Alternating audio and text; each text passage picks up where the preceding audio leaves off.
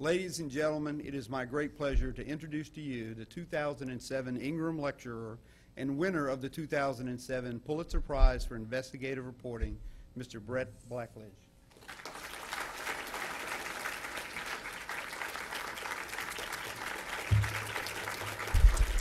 Thank you. Thank you. I appreciate that. That's nice of you.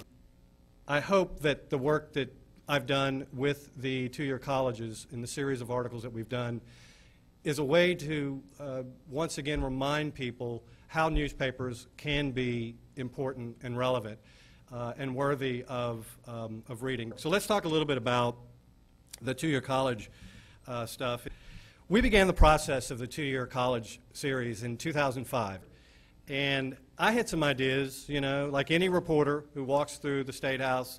I could rattle off 6, 7, 8 names of legislators who worked in two-year colleges, and I knew there were probably more. I knew there was probably something else out there. I was aware of the birth of the system through George Wallace and through the populism and politics of Wallace, and I suspected that some of that probably carried over. And I was also aware of some of the sort of generalities about the financial workings, certain contracts here, you know, just hints and rumors and tips from people about things. So we had a broad idea in '05. We didn't really have any great specific outline. It never really works out that way. It's more of just a what about and why don't we try this. If newspapers don't do this sort of thing, who will?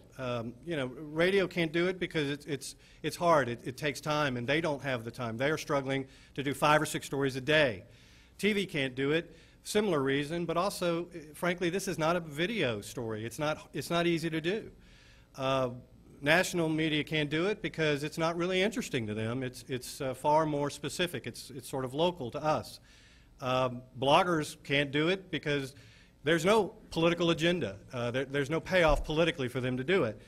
So who will if we don't? And this, I think, is the rationale for this kind of thing, if we can do it. The way after it became clear in November of '05 that I was looking at and reporting and researching, gathering up material from different colleges, it became known to people in the system that I was looking at this.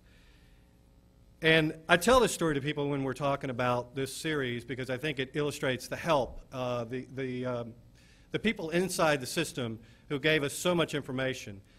But I also tell it tonight because I think it says that this is the sort of role that people like this person viewed for newspapers, and I agree with it. This person came to me at the office in Birmingham with a box filled with stuff. And this person came in and brought this box, and we sat down in a conference room, and they spoke for 2.5 hours or so and pulled out item out of this box, and it was extraordinary. I mean, it was contracts, it was payroll records, it was background information about different employees and system leaders, and it was a tremendous amount of information. There was a raid that occurred at the Alabama Fire College. This was back in '04. So we wrote the stories that said that the FBI had raided the fire college, and I'm sure there was some suggestion in it that it had something to do with Siegelman. It had nothing to do with Don Siegelman, but we didn't know that at the time. This person, in visiting me in the latter part of '05, explained to me that a year ago, a number of people at the fire college during that raid were taken into, the FBI is not very discreet, you know, they bring in about 50 guys and they swarm across everything, and then they start pulling people into rooms and talking to them. And some people are in there for 5, 10 minutes, some people are in there for an hour and a half. And everybody knows who was in there for an hour and a half. And everybody talks about it. So for a year, those people were going back to work every day at the fire college, frankly unsure if they had a job because they knew that everyone was watching them. They must have been telling all sorts of things to the FBI. And this guy brings me this box saying the FBI left us. They deserted us. And we need help. If you write about this, maybe the public will know about it, maybe the FBI will do something, but they just left us hanging out here. And there's nothing we can do, and everyone is terrified that eventually their day will come for staying in that room as long as they did and having those kinds of conversations. Well, it was later, by the way, brought out in a federal trial earlier this year related to this, that indeed the FBI was around.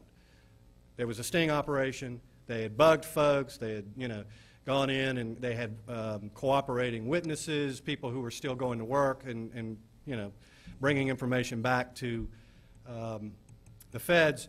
But they didn't want anybody knowing about that, which actually worked out pretty well for me, because this guy would have never showed up with this box had they known it. I knew that by getting inside, understanding the fire college, by getting a sense of the operations of that little campus in Tuscaloosa, that I would get a greater understanding, and I did, of the rest of the system, and it would give me an opportunity to plug into other information, which it did.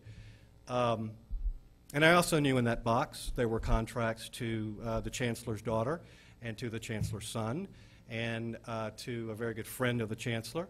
And so I knew that there might be, probably was, good material in there. And there was.